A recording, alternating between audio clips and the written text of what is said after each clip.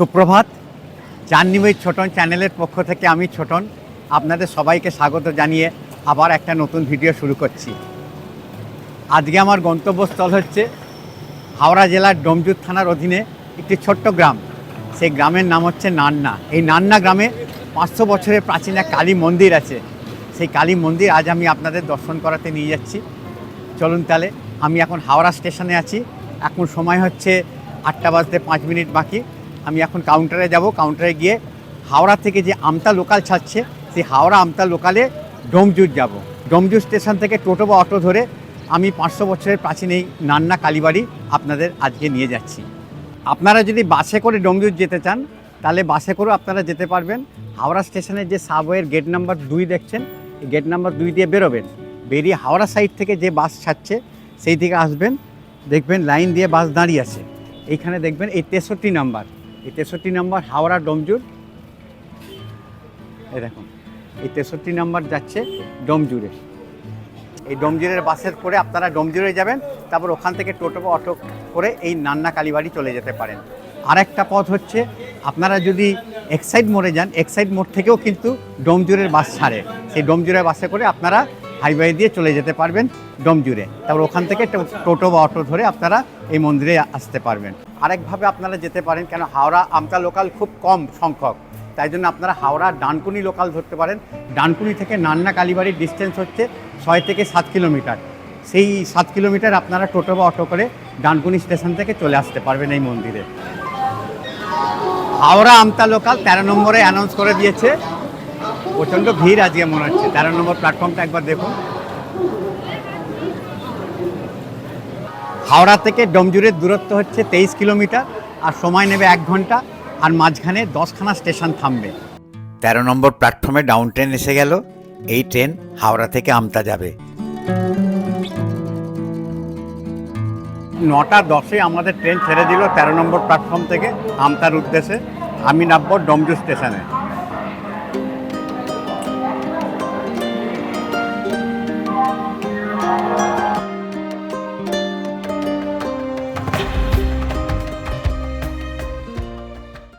এখন 10টা 39 বাজে। এবার ডোমজুর স্টেশন থেকে বেরোবো। বেরিয়ে জিজ্ঞেস করব কিভাবে এই নান্না কালী মন্দির যেতে হয়।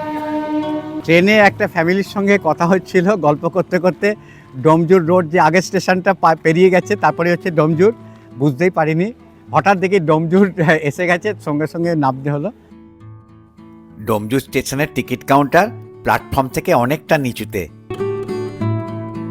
অ্যাকচুয়ালি এই মন্দিরে যেতে গেলে কিন্তু ডোমজুর রোডে নামতে হবে, কিন্তু আমি জানতে পেরেছিলাম যে ডোমজুরে নামতে হবে, তাই জন্য ডোমজুর রোড ক্রস করে ডোমজুরে চলে এসেছি। তো এখন আবার আমাকে এখান থেকে টোটো বা অটো ধরে অন্নপূর্ণা বলে একটা জায়গা আছে, ওই অন্নপূর্ণা মোড়ে যেতে হবে। ওখান থেকে আবার টোটো বা অটো ধরে নান্না কালীবাড়ি যেতে হবে। তো এখান থেকে 10 টাকা নেবে। আমি জাস্ট ডোমজুর স্টেশন থেকে মেন রাস্তায় এলাম 1 মিনিট হেঁটে। এখান থেকে টোটো করে 10 টাকায় আমরা অন্নপূর্ণা মিষ্টান্ন ভাণ্ডার, অন্নপূর্ণা মিষ্টান্ন ভাণ্ডারে যাব। ওখান থেকে নেবে আবার বাঁ সাইডে আরেকটা টোটো ধরে আমাকে যেতে হবে নান্না কালীবাড়ি। এই দাদাকে 10 টাকা দিতে হলো এক্সট্রা, কারণ আমাকে ডোমজুরে চলে গেছিলাম বলে। অন্নপূর্ণা মিষ্টান্ন ভাণ্ডার থেকে মেন রাস্তা দিয়ে এগিয়ে ডান দিকের গলিতে ঢুকে গিয়ে অটো বা টোটো ধরতে হবে। মেন রাস্তা আমাকে নামিয়ে দিল। মেন রাস্তা থেকে গলির ভেতর ঢুকলাম, ঢুকে সামনে টোটো অটো স্ট্যান্ড। অ্যাকচুয়ালি এই মন্দিরে কিন্তু ডাইরেক্টলি সেরকম টোটো বা অটো নেই দেখছি। আমাকে তো বলছে আরেকটু এগিয়ে যান, আরেকটু এগিয়ে যান। আমি তো এগিয়ে যাচ্ছি। একটা টোটোতে বসে গেলাম। এখান থেকে যেহেতু ডাইরেক্ট কোনো গাড়ি যায় না, একটু ঘুর পথে যেতে হবে, তাই ওনারা বললেন যে 60 টাকা নেবে। তো আমাকে তো মন্দির দর্শন করতেই হবে, তাই জন্য আমি 60 টাকায় মেনে নিলাম। তো চলুন তাহলে। আমি এই টোটো দাদার সঙ্গে কথা বলে নিলাম। উনি বলছেন যে ডোমজুর রোড যে স্টেশনটা আছে ওইখানে নেবে, একটু হেঁটে ডোমজুর মোড় অবধি চলে আসবেন। ওখান থেকে টোটো ধরে আপনার নান্না কালীবাড়ি যেতে হবে। যেহেতু এটা কোনো শেয়ারের ব্যাপার নেই, তাই জন্য আপনাকে যদি থেকে বুক করে যেতে হবে। ওই 60 টাকা থেকে 100 টাকা লাগবে। যেমনি আমার যেহেতু 2টো প্যাসেঞ্জার রয়েছে বলে আমার 60 টাকা হয়ে গেল। আর যদি 2টো প্যাসেঞ্জার না থাকতো তাহলে হয়তো 100 টাকা আমাকে নিত একা নিয়ে যেতে। একদম গ্রাম্য পরিবেশ, চারিধারে খালি সবুজে সবুজ।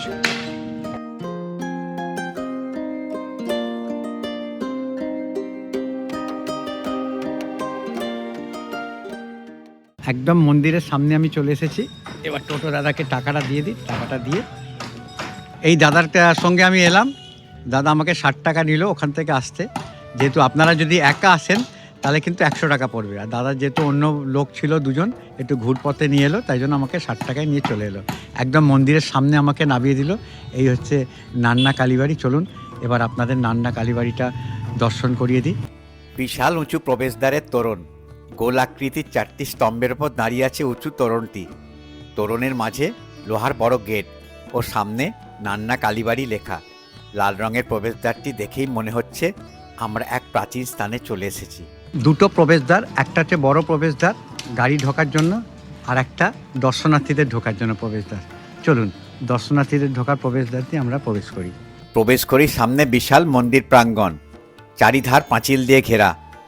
খোলা আকাশের মাঝে বেশ বড় আকৃতির টিন দিয়ে ঢাকা নাট মন্দির।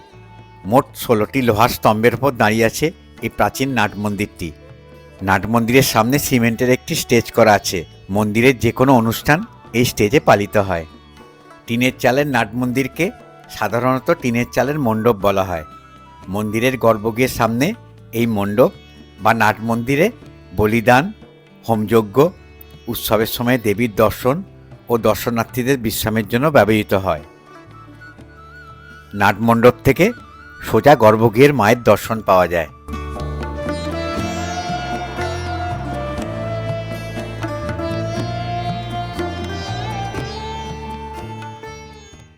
নাট মন্দির পেরোলেই মায়ের মূল মন্দির।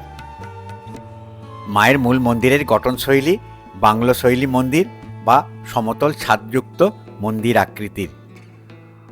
এই ধরনের মন্দিরে ঐতিহ্যবাহী উঁচু শিখর বা চূড়া থাকে না, বরং ছাদটি সমতল বা সাধারণ ঘরের মতো দেখতে হয়।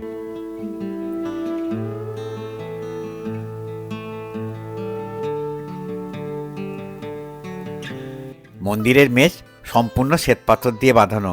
2 ধাপ সিঁড়ি দিয়ে উঠেই সামনে খোলা চাতাল। মন্দিরে সামনে দিয়ে প্রবেশের খিলান বিশিষ্ট 3টি প্রবেশ পথ।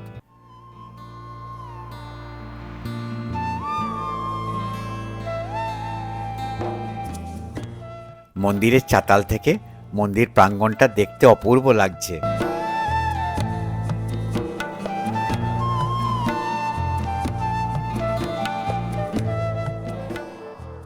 এই মন্দিরটি 250 বছরের পুরনো।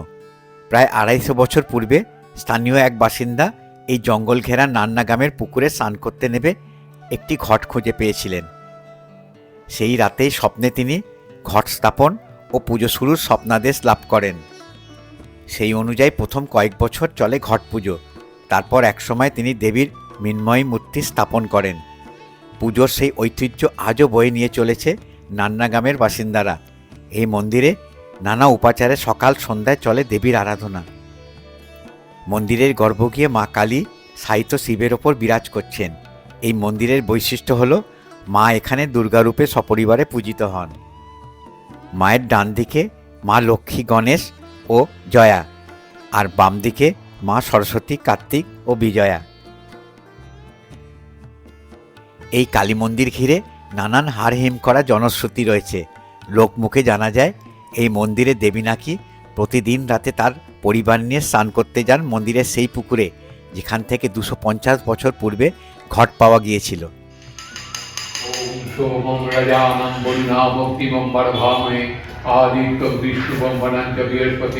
ওম সত্যি, ওম সত্যি, ওম সত্যি, সত্যি ন ইন্দ্রবিন্দ শোভা, সত্যি না পুষা বিশ্ব বেদা, সত্যি না তৎপরিষ্ঠ দেবী, সত্যি না বৃহস্পতি দদাতু, গণনান্তা গণপতি গুহবামহে, প্রিয়ানান্তা প্রিয়াপতি গুহবামহে, নিধিনান্তা নিধিপতি গুহবামহে, গোসৌমহ।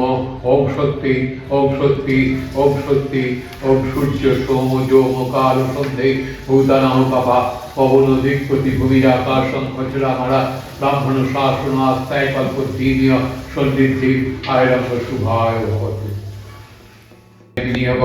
ওম মহেশ বদনাপন্না বিষ্ণু বিলয় সম্ভবা, ব্রহ্মণাং সমানুজ্ঞাতা গচ্ছতে বীজতোদয়া। ওম আং ওম কুশিতাভ্যায় নমঃ। ওম ঈং তর্জনীভ্যাং স্বাহা। ওম ঐং বুদ্ধনাভ্যাং গৌষট। ওম ওম অনামিকাভ্যাং হুম। ওম ওম কুনিষ্ঠাভ্যাং গৌষট। ওম আপ পরতরবিষ্টাভ্যাং অত্রায় কর। ওম আং হীরায় নমঃ। ওম ঈং শিরসে স্বাহা। আপনি কি এখানে সেবায়েত না? আমি এখানে পালাদার। ও, পালাদার, আমার আচ্ছা। পালা পড়ে তো আমাদের আচ্ছা। আমি পালা চলছে। আচ্ছা আচ্ছা অনেক তো পালাদার আছে, আচ্ছা। আপনি আমার ভিডিও দেখেন? প্রচন্ড পরিমাণে দেখি। দেখেন? ভালো রকম সমস্ত। ভালো লাগে? হ্যাঁ, খুব ভালো লাগে, খুব ভালো লাগে। আচ্ছা, এখানে কোনো এখানে খালি ফল প্রসাদই দেয়, অন্নপ্রসাদ অন্নভোগ দেওয়া হয় না? অন্নভোগ হচ্ছে তো, অন্নভোগ, হ্যাঁ। প্রত্যেক দিনই? রোজের ভাত, মানে রোজের হচ্ছে ভাত আলু ভাতই থাকবে। এবার আপনি ঘরোয়া তরকারি বটন দিতে পারেন। আচ্ছা, মাকে মানে প্রত্যেক দিন আপনারা রোজের মানে অন্নভোগ চাই, নিরামিষ, মানে মাছ নয়। মানে যাদের পালা পড়ে তারা? সব ভাই। এবার আমরা ভাবি যে আমরা ঘরে ভাত তরকারি খাচ্ছি, মা খাবে না, মাকেও ভাত ডাল আলু ভাতেটা, মানে ভাত আলু ভাতেটা মাছ।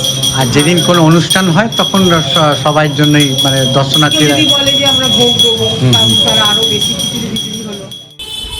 দিদি, কেউ যদি এখানে ভোগ নিবেদন করতে চায় হ্যাঁ। মাকে, তাহলে কার সঙ্গে কন্ট্যাক্ট করতে হবে?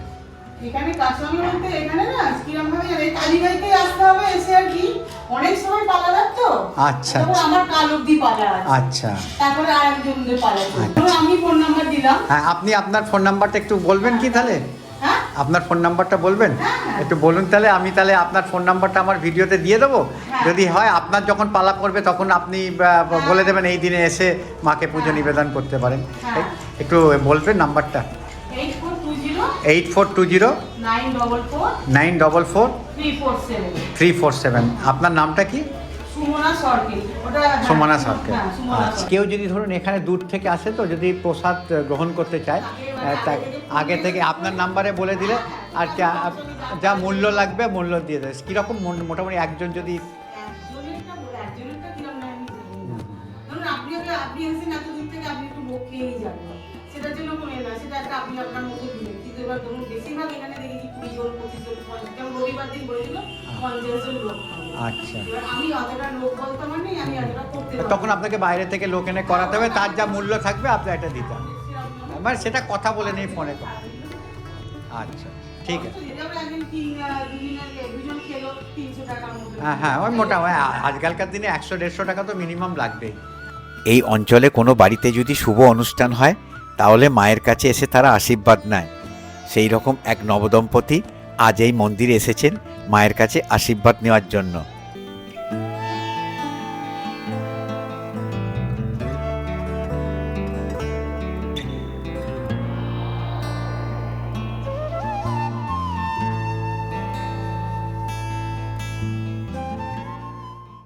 ইংরেজির গুড ফ্রাইডে দিনে এই মন্দির প্রতিষ্ঠা হয়েছিল, তাই সেই দিনটিকে স্মরণে রেখে প্রতি বছর গুড ফ্রাইডে দিনে সারা রাত ধরে মন্দিরের বাৎসরিক পুজো হয়। এই দুই উনুন দেখছেন, এই দুই উনুনে মায়ের ভোগ রন্ধন হয়। বহু ভক্তের সমাগম হয় বাৎসরিক উৎসবের দিনে। ওই দিনে অন্নকূট উৎসবও পালিত হয়। আপনাদের আমি যে মন্দিরের ইতিহাস বললাম, সেই ইতিহাসে যে পুষ্করিণীর কথা বলা আছে, যে পুষ্করিণীতে মা সপরিবারে স্নান করতে যান, সেই পুষ্করিণীটা আপনাদের একবার আমি দর্শন করিয়ে দিচ্ছি। এই যে মন্দিরের মূল প্রবেশদ্বার, মন্দিরের মূল প্রবেশদ্বার থেকে সোজা গিয়ে ডান দিকে একটু হেঁটে গেলেই আপনাদের সেই পুষ্করিণীর ঘাটটা পড়বে। চারিধারে সবুজ গাছে ভরা, তার মাঝখানে পিচের রাস্তা দিয়ে আমি এখন হেঁটে হেঁটে যাচ্ছি আপনাদের পুষ্করিণীটা দেখানোর জন্য। স্থানীয় বাসিন্দারা এই পুষ্করিণীকে কালীপুকুর বলে থাকেন। এই মন্দিরের মূল প্রবেশদ্বার দিয়ে সোজা একটু হাঁটলেন, হেঁটে বাঁদিকে সেই পুষ্করিণী।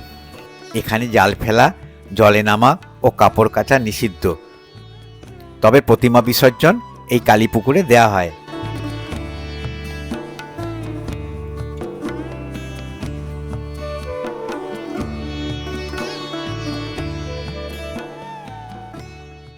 এত প্রাচীন পুষ্করিণী এবং এর সঙ্গে কত ইতিহাস জড়িয়ে রয়েছে, কিন্তু দেখুন সংস্কারের অভাবে কীভাবে নষ্ট হয়ে যাচ্ছে পুষ্করিণীর পাড়টা। দেখে মনটা কষ্ট লাগছে, কিন্তু কিছু করার নেই। এই নান্না কালীবাড়ির পাশেই সুন্দর একটা মা ভবতারিণীর মন্দির আছে, সেই মন্দিরটা চলুন আমরা সবাই মিলে একবার দর্শন করে নিই। একটু হেঁটেই সামনে মা ভবতারিণীর মন্দির। খোলা মাঠের মধ্যে তিনচূড়া বিশিষ্ট সুন্দর মন্দিরের গঠনশৈলী। জায়গাটির নাম হলো পূর্ব নান্না দাসপাড়া। মন্দিরের গর্ভগৃহের সামনে বারান্দা দর্শনার্থীদের বসার জন্য। গর্ভগৃহ বন্ধ হয়ে গেছে। মন্দির সকাল 8টা থেকে দুপুর 12টা, আবার বিকেল 4টে থেকে সন্ধে 6টা অবধি খোলা থাকে। এই মন্দির প্রতিষ্ঠা হয় 13ই ফাল্গুন 1381 বঙ্গাব্দে। সেই জন্য ওই দিন প্রতি বৎসর মহাসমারোহের সাথে মায়ের আবির্ভাব তিথি পালিত হয়। মন্দির কর্তৃপক্ষ মায়ের গর্ভগৃহ খুলে দিলেন আপনাদের মাকে দর্শন করাবো বলে। শ্বেতপাথরের বেদির উপরে মা ভবতারিণী বিরাজ করছেন। বেদির সামনে দেবাদিদেব মহাদেব শিবলিঙ্গরূপে বিরাজ করছেন। বেদির সামনে মন্দিরের প্রতিষ্ঠাতা স্বর্গীয় ভক্ত বাবার ছবি রাখা আছে। মা ওনাকে স্বপ্নাদেশ দিয়ে মায়ের মূর্তি স্থাপন করতে বলেছিলেন। সেই অনুযায়ী এই মন্দির নির্মাণ করে মাকে স্থাপন করেছিলেন আজ থেকে প্রায় 45 বছর পূর্বে। এই মন্দিরে মায়ের আদেশ অনুযায়ী গণনা করা হয় ও প্রতি মঙ্গলবার রাত 9টায় মন্দিরে সেবায়েতের ভর হয়। আর সোমবার এই মন্দির দর্শনার্থীদের জন্য বন্ধ থাকে। আশা করি আজকের ভিডিওটা আপনাদের ভালো লাগলো। যদি আজকের ভিডিওটা ভালো লেগে থাকে তাহলে আমি আপনাদের বলবো ভিডিওটাকে লাইক দিয়ে ম্যাক্সিমাম শেয়ার করার চেষ্টা করবেন। আপনারা যত বেশি শেয়ার করবেন তত বেশি বয়স্ক মানুষেরা বাড়িতে বসে আমার ভিডিওর মাধ্যমে নানান দর্শনীয় স্থান, মঠ, মন্দির, আশ্রম দেখার সুযোগ পাবেন। আপনারা যদি আমার চ্যানেলে নতুন দর্শক হয়ে থাকেন তাহলে আমি আমার পরিচয়টা বলে দিই। আমার নাম অলোক, ডাকনাম ছোটন। আমি নানান দর্শনীয় স্থান, মঠ, মন্দির, আশ্রম ঘুরে বেড়াই এবং তার ভিডিও তুলে আমার চ্যানেলের মাধ্যমে দেখাই। আশা করি আপনাদের আমার ভিডিওগুলো ভালো লাগে। আর যদি আমার ভিডিওগুলো ভালো লেগে থাকে আর আগামী দিনে আমার ভিডিও দেখতে ইচ্ছুক হন তাহলে আমি আপনাদের অনুরোধ করব আমার চ্যানেলকে সাবস্ক্রাইব করে বেল আইকনটা টিপে দেবেন। তাহলে আমি যখনই কোনো ভিডিও আপলোড করব তার নোটিফিকেশান আপনাদের মোবাইলের সঙ্গে সঙ্গে চলে যাবে। তাহলে ভিডিওটা যেখানেই শেষ করছি। আবার আপনাদের সঙ্গে দেখা হবে একটা নতুন ভিডিওতে। আমি আবার একটা নতুন ভিডিও নিয়ে আপনাদের সামনে হাজির হব আমার চ্যানেল জাহ্নবী ছোটনের মাধ্যমে। তাহলে আমি ভিডিওটা যেখানেই শেষ করছি।